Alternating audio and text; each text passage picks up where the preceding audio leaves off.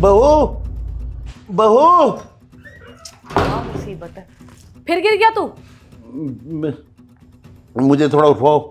मेरी जिंदगी में क्या एक ही काम है कि मैं तुझे रोज रोज उठा के रखती रहूं? तूने ना मुझे परेशान कर दिया है, पता है तुझे? बहू, क्या ये जरूरी हो गया तुम्हारे लिए? मुझे हर टाइम मेरे साथ बदतमीजी करनी है तुमने?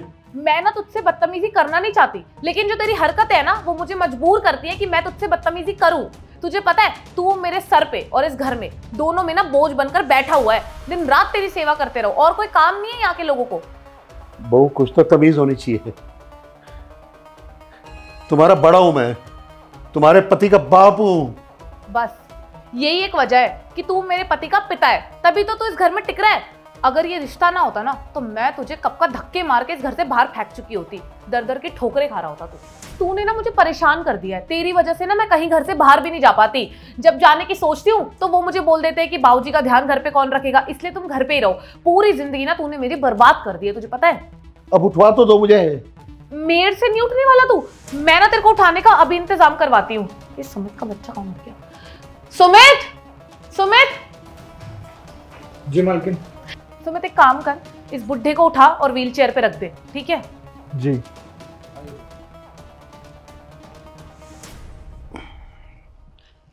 बाबूजी आप आराम से बैठिए, मैं आपके लिए खाना लेकर आता हूँ। अरे नहीं सुमित, खाना नहीं चाहिए बेटा, मुझे थोड़ा पानी पिला दो। मैं कई बार सोचता हूँ बेटा कि अगर तू इस घर में मेरे पास ना होता तो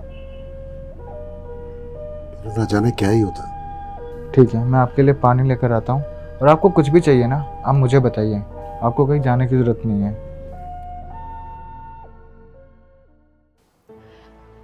ये लीजिए पापा जी, आप पानी पीजिए।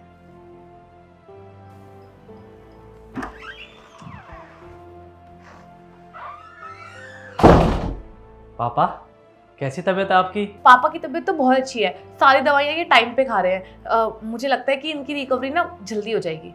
क्या हो पापा, आप थोड़े उदास से लग रहे हो? बेटा वो पापा जी ये सोच रहे थे कि वो इस घर पे बोझ है। अब आप ही समझाओ ना इन्हें कि भला बाप कभी बच्चों पे बोझ हो सकता है? ये भी ना। क्या पापा, आप कैसी बात कर रहे हो? आप हम पे क्या बोझ बने हुए? आज मैं जो कुछ भी हूँ सब आप ही की वजह से तो हूँ। अगर आपकी सेवा नहीं करूँगा तो फिर क्या करूँगा अपनी ज़िंदगी में? अरे अभी उन्होंने दवाई खाई है यार, और तुम उनसे बात करने लग गए। इन्हें ना थोड़ा रेस्ट करने दो, शाम को इन्हें टहलने भी जाना है ना, इसलिए मैं इन्हें इनके रूम तक छोड़ आती हूँ। हाँ पापा, आप जाके रेस्ट करिए और ज़्यादा मत सोचा करिए। मैं आपको आपके बेडरूम तक छोड़ आती हूँ।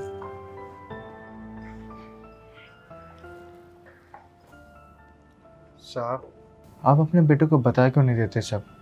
बहू आप पे इतना अत्याचार करती है। अरे नहीं सुमित बेटा, वो मेरे साथ चाहे जैसा भी बर्ताव करती है, लेकिन मेरा बेटा उसके साथ खुश है। मेरे बेटे को खुश रखती है वो। मेरा क्या है बेटा, बस मैंने तो जिंदगी जी ली, अब यही गिने चुने चंद दिन रह गए, कट जाएंगे। लेकिन साहब, आपके बेटे को पता होना चाहिए कि आपके पास इस घर में हो क्या रहा है। अरे नहीं नहीं नहीं ना बेटा, मैं उसे अच्छी तरह जानता हूं, मेरी औलाद है वो। उसे पता लगेगा तो वो बहुत दुखी होगा, बहुत अफसोस होगा उसे, उसका दिल टूट जाएगा रे। नहीं, और सुन, तू कसम खा, तू भी उससे, और ना ही उससे, बल्कि तू भी किसी से कोई बात नहीं करेगा इस बारे में। साहब, बस यही जो कसम है ना, इसी ने मुझे रोका हुआ है, और अब तक मैं सब बता देता। सॉरी पापा जी, प्लीज़ मुझे माफ़ कर दीजिए। ससुर तो पिता समान होते हैं, और आप जैसे पिता समान ससुर के साथ मैंने इतना गलत व्यवहार करा, इतना उल्टा सीधा बोला आपको, इतना डिसरिस्पेक्ट करा। प्लीज़ पापा जी, हो सके तो मुझे माफ़ कर दीजिए। और आज के बाद ना आपको बिल्कुल भी टेंशन लेने की ज़रूरत नहीं है। आपकी जितनी भी सेवा होगी ना वो मैं करूँगी। आपको किसी भी छोटी से छोटी चीज़ की ज़रूरत होगी ना, आप मुझे बुला लीजिएगा, मैं आपके लिए हमेशा हूँ। बस आप मुझे माफ़ कर दीजिए अगर आपसे हो सके तो, मेरी गलतियों के लिए। ठीक है। थैंक यू सो मच पापा जी। अच्छा, अब ना मैं आपके लिए कुछ खाने को बनाकर लेकर आती हूँ। आपको उसके बाद दवाई भी तो लेनी है ना? ठीक है, मैं 5 मिनट में। ये क्या हुआ? ये एकदम से कैसे कहा क्लब हो गई बेटा?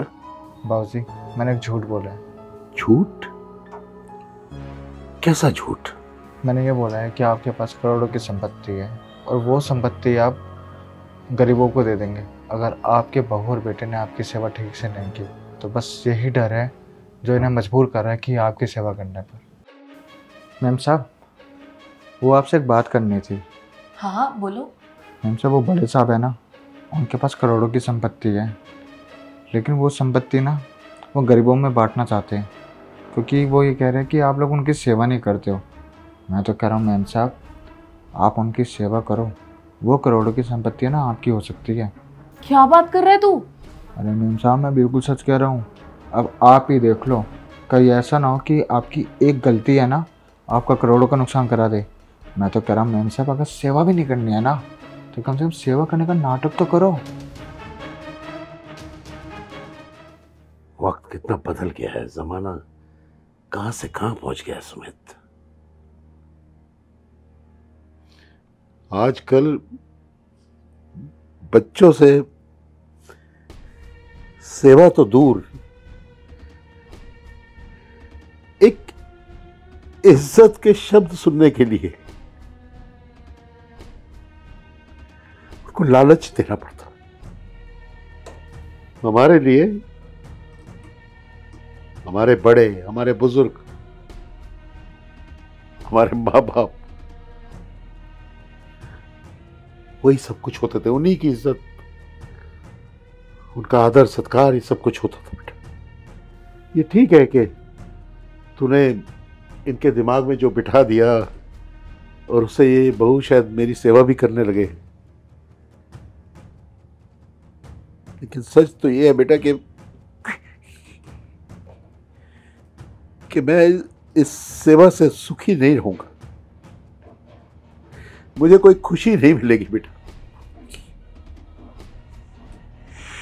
क्या फायदा है ऐसी लालच भरी, स्वार्थ भरी सेवा का? लेकिन तेरा थैंक यू है रे, तेरा थैंक यू। बाबूजी, आप रोइए मत। जितना रोना था आप रो लिए, अब रोने की बारी इन लोगों की है। जब उन्हें ये सब पता लगेगा ना कि ये झूठ था, अब तो आप बस सेवा का आनंद उठाइए और कुछ नहीं। खुश रह बेटा, खुश रह।